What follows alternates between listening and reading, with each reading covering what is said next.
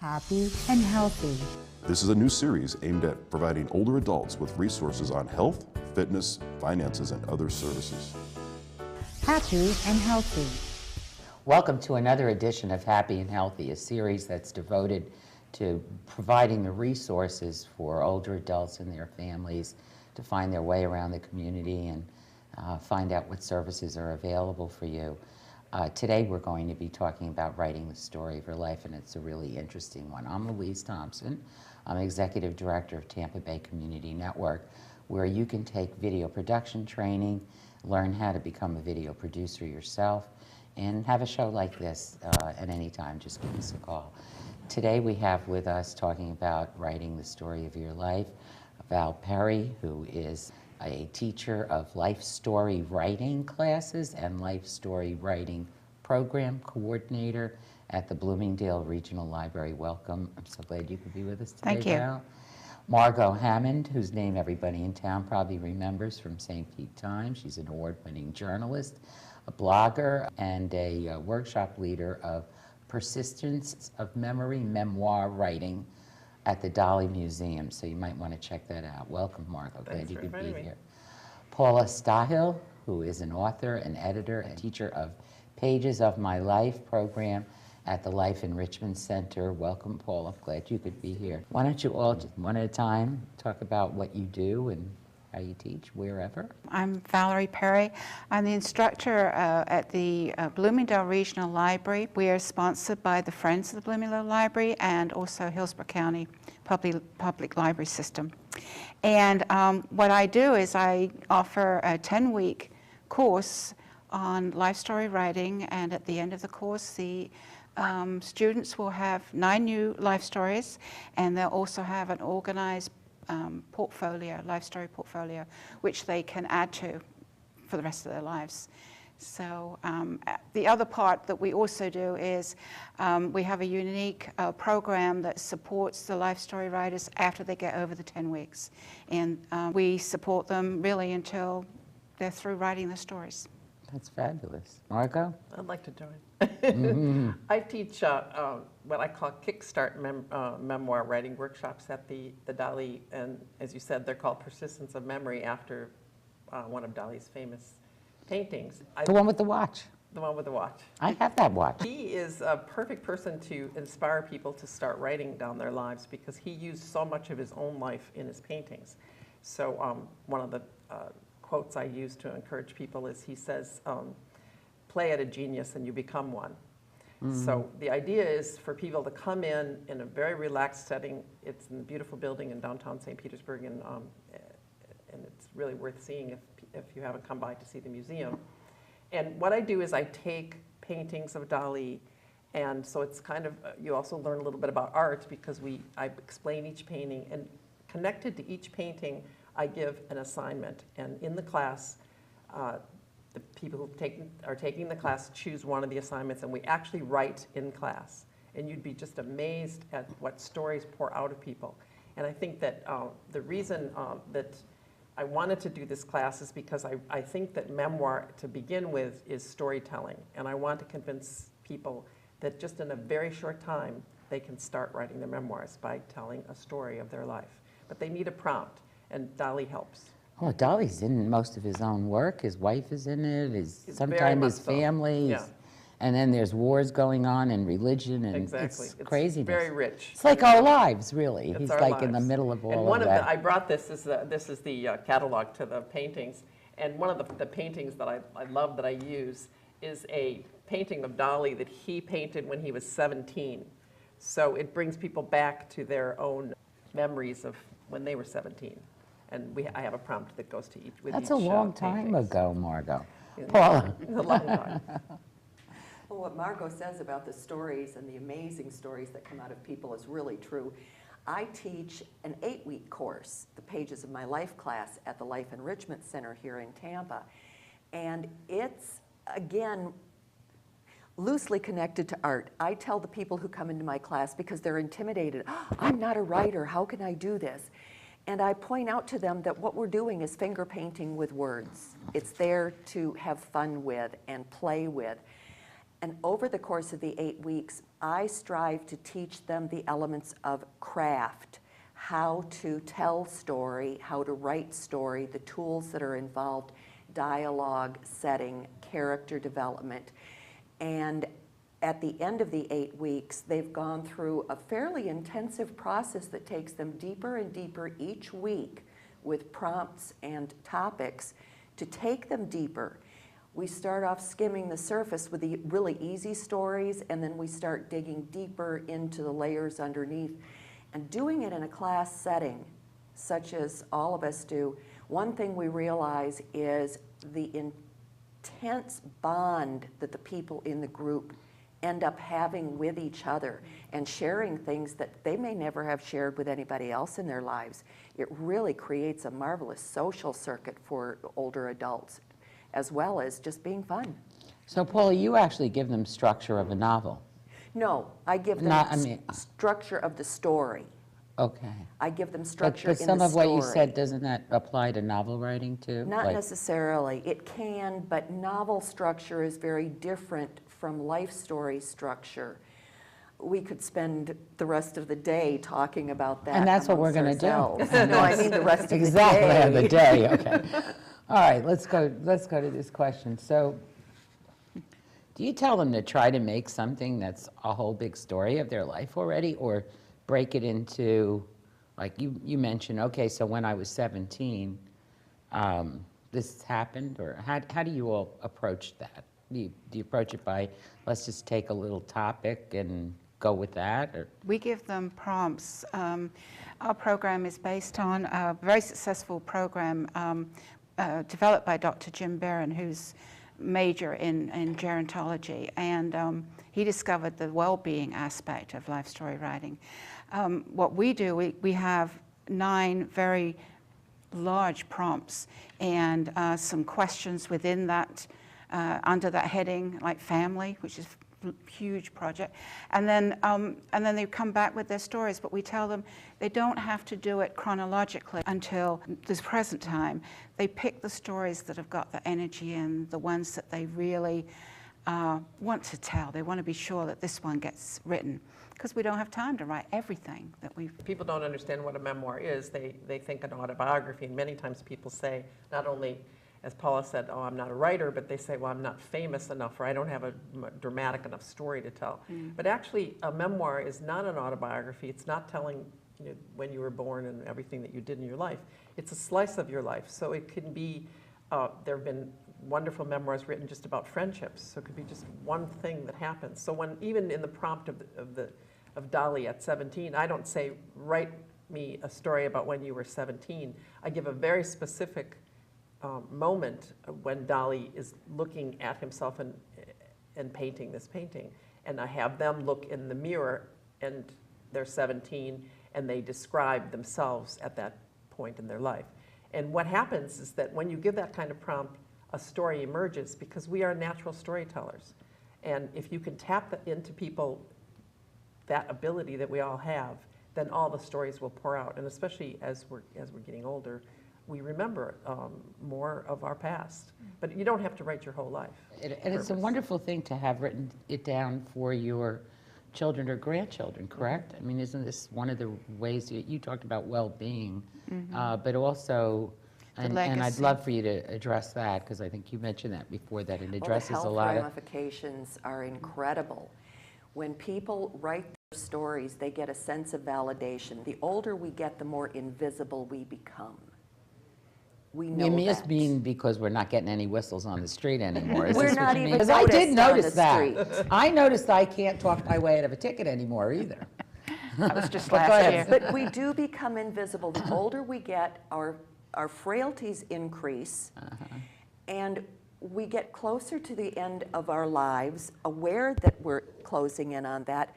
We look back and think, I didn't get everything done that I wanted to. I didn't accomplish. I didn't. And we're filled with regrets. But when we start putting our life stories down, we recognize the value that we've had in life, how many people we have touched, the difficulties we've overcome, and that we're not victims, but we're survivors, and we've got lessons to share that are valuable.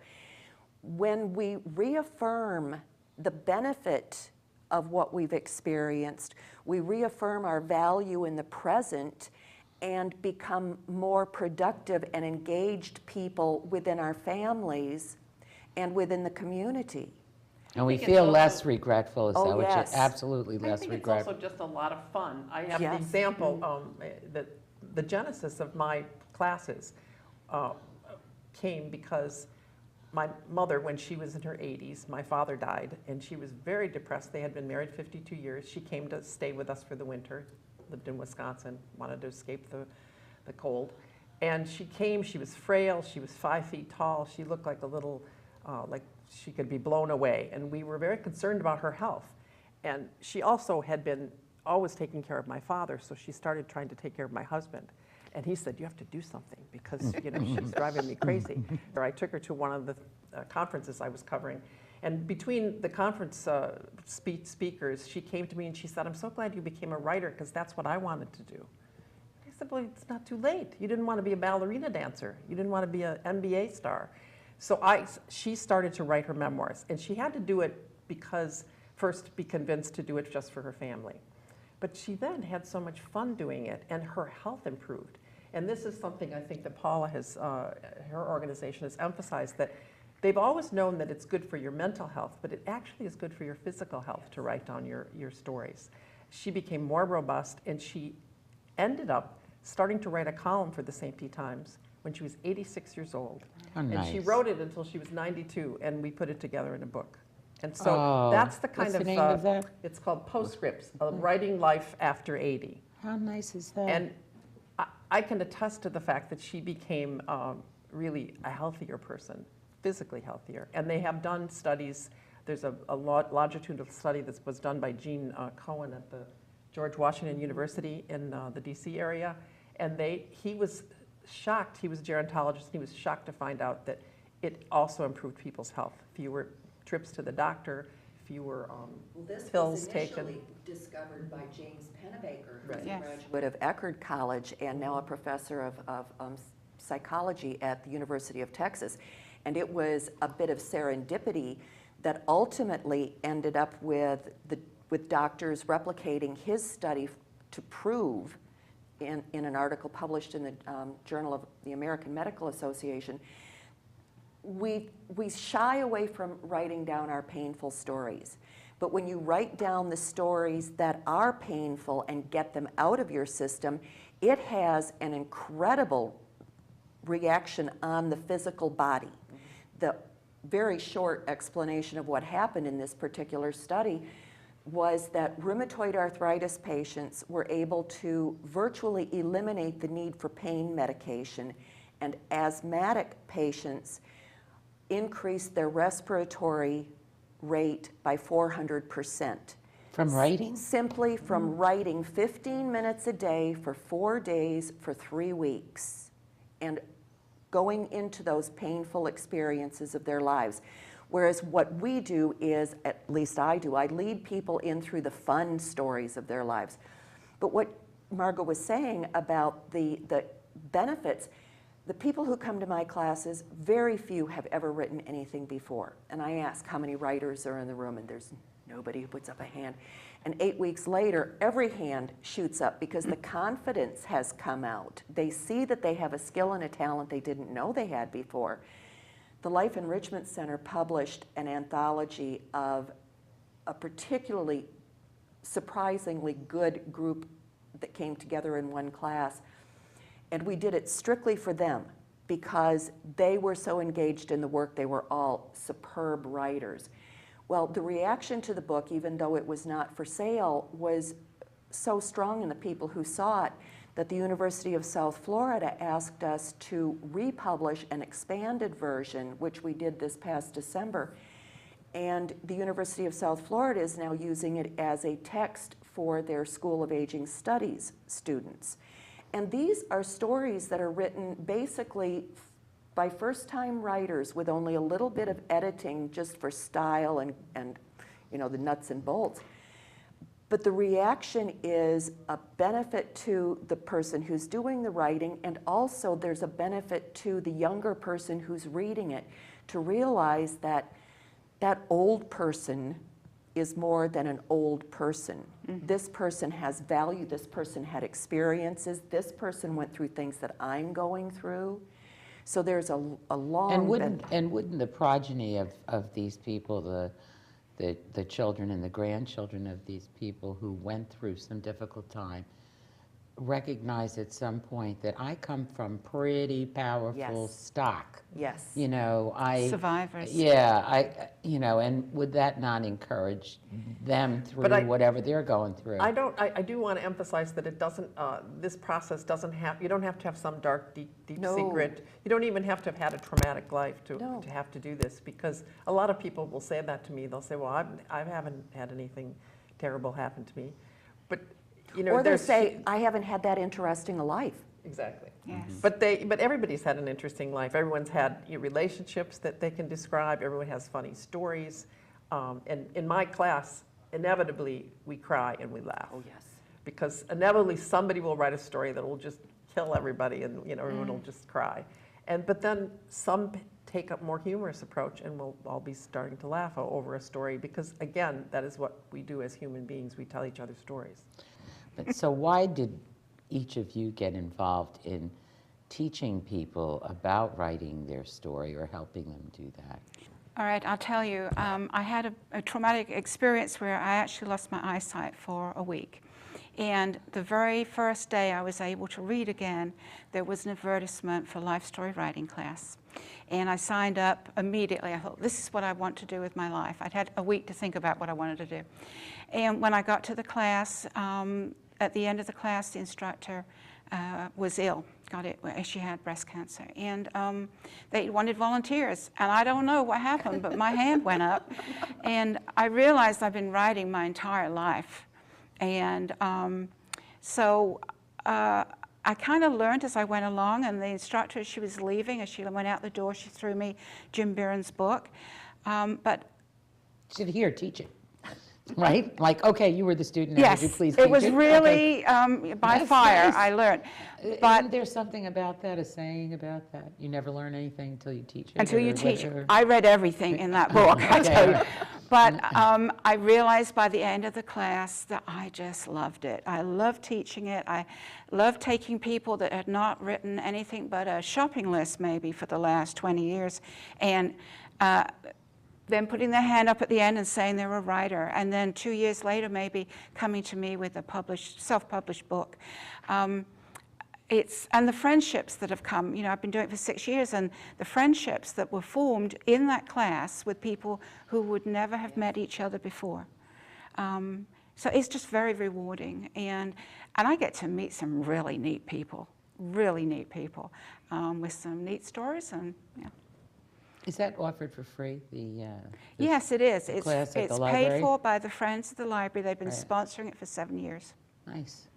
Margot, how about you? How did you I get kinda into agree- this? I kind of agree that I get more out of the class than my students. Sometimes, because it's so exciting to see these stories emerge from people. And that, I have to say that, as I said earlier, that because watching my mother, the stories emerge. At first I thought it was because they were stories that I identified with, because it was our family. She wrote stories about her family.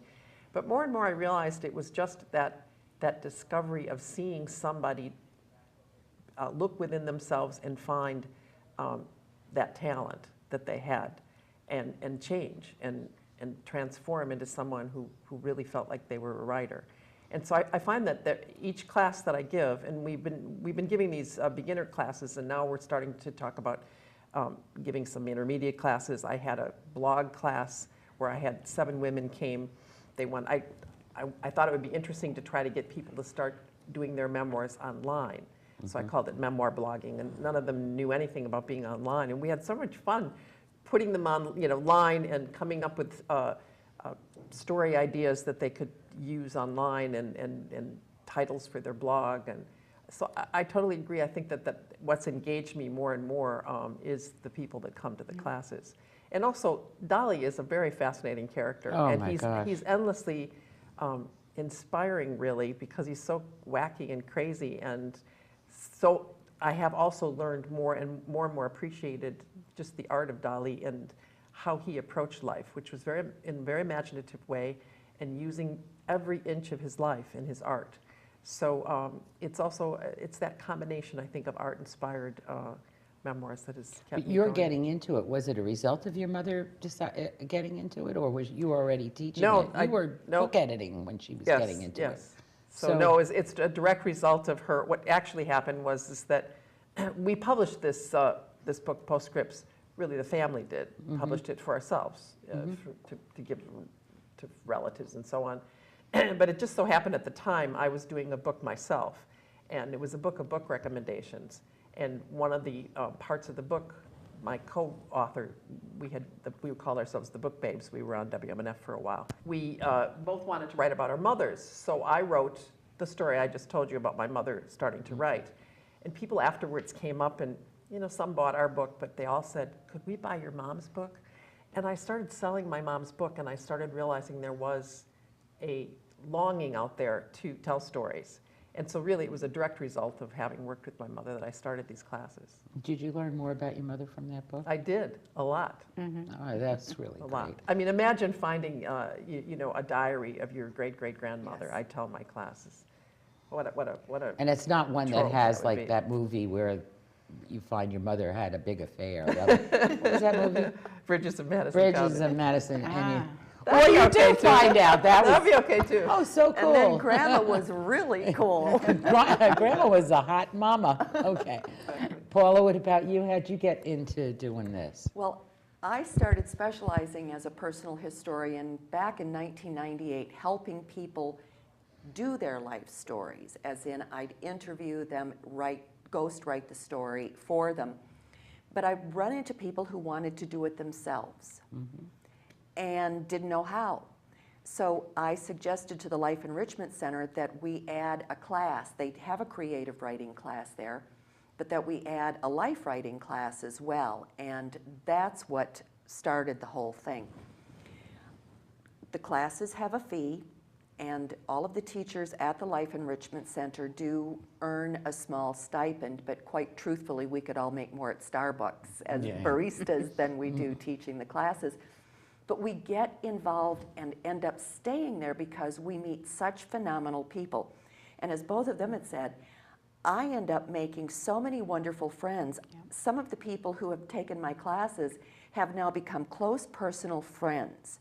Not only do they build friendships within the class structure with other members, but we just become a social unit unto ourselves. A lot of people think, oh, this is what I want to do, and then they find how daunting it is. Sometimes they'll hire a personal historian to come in and help them. Sometimes they'll just keep whittling away at it. Sometimes they sit down and make appointments, write every day, and in a year or two have a book done. And it sounds daunting, a year or two, but if you write a page a day, at the end of the year, you've got 365 pages, and very few books have 365 pages these days. So it can be done, and it's fun. Well, not only that, I always say that as a writer myself, that it isn't the writing, the mechanics of writing, it's the content that's so important. So if you could get really good content down, then surely you can just get a writer to put it together for you. It's just like any other mechanic. Now, I know none of you are as old as I am, or the people that you teach, correct? I don't know. But I don't know, but okay, but I'm going to guess that. But have you started writing your own? Who has time? I mean, you're teaching people, are you writing anything about your own? Yes, Are you? I'm in a writing group, and monthly write a story. Yeah, that's my requirement. Plus, I do the Julia Cameron thing where I do a half hour every morning pages that she talks about. You write. Writing down the bones. Yes, yes. So No, The Artist's Way is Julia Cameron. that's right. And Yes. Natalie Goldberg is Natalie writing down the Goldberg bones. is Writing yeah. Down the Bones. Both of those are excellent books. Yeah, they're good starter books for people. They Writing are. down the bones. One I thing might that even actually have that book. One thing that I suggest to people when they're thinking about it, because our classes are kind of, when we get a group of people that want to do it, then we have a class, so it's not on a schedule. But I ask them to write down all the important things in their life so they have a personal timeline. And no surgeries. No, no, no. Okay. Well, they can. Just because I was just thinking, oh my God, they're going to ask me what the surgeries were. Okay. Or illnesses if they were major events. Okay. But it helps them when they come to write the stories, because sometimes people get muddled that, oh, wait a minute, was I in Germany then? Or was my, so writing it down helps them have sort of a basic structure of their timeline. And really, they're the only ones that can do that. So I'd like you to just convey something that you feel like is a really, whether you're repeating something you said earlier or it's a new thing, what you'd like viewers to really focus on or concentrate on or think about when they're trying to write their story down. You don't have to be a fantastic writer to write your stories down. Your family loves you, and they're going to be fascinated, and they're going to learn things that they didn't know about you, as Margot was saying about her mother. March 17th, the New York Times published an article on stories and how they bind families. And there is research that's come out now that shows that children growing up in families where the narrative stories are known are healthier, happier, grow up to be more well-rounded citizens than children who grow up in families where they don't hear the stories. And the most beneficial stories are not just, oh, everything was wonderful, nor are they, life was terrible, but it's the stories of how things went. They go up and down like a roller coaster. There were bad times, but we got through it, and we can get through it again. And it doesn't matter if you're not Shakespeare. Nobody's Shakespeare. Mm-hmm. Just write your stories down. Okay.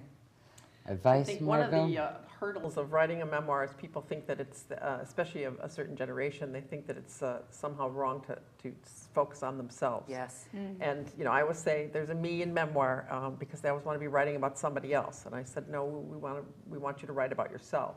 But to get over that, I think you have to hark back to what we have been saying, which is that in some ways I give a top 10 list of why they should write a memoir. And one of them is that history will love you. Because in some ways, writing your story down, you're writing the story of your era down. You're writing your family story. And so you are doing a service to the rest of the world by writing your particulars. And oddly enough, the more particular we write, and this is true for all writing, the more universal it becomes. Yes. And people will react to it. And so your particular oddities and quirks that have happened in your life will delight your family because they'll want to know about that. But it'll also delight the outer world who will learn what were people like in During that 2013 time, or in 1913 or whenever you were writing about. And the one last thing I'd like to say, I'd really urge men to think about this because this seems to be something that women are attracted to more than men. And we love it when there are men in our classes because I think they have to break down that barrier of thinking that it's a girly thing to do. And I was delighted to see in the cartoon Pickles that Yes. Pickles cartoon, the man was writing his memoir, so maybe that'll encourage people. Journal writing for men, Start anytime journal. now soon. Thanks everyone for coming and attending, and thank you for watching the show, and we'll see you next time on Happy and Healthy. Thank you.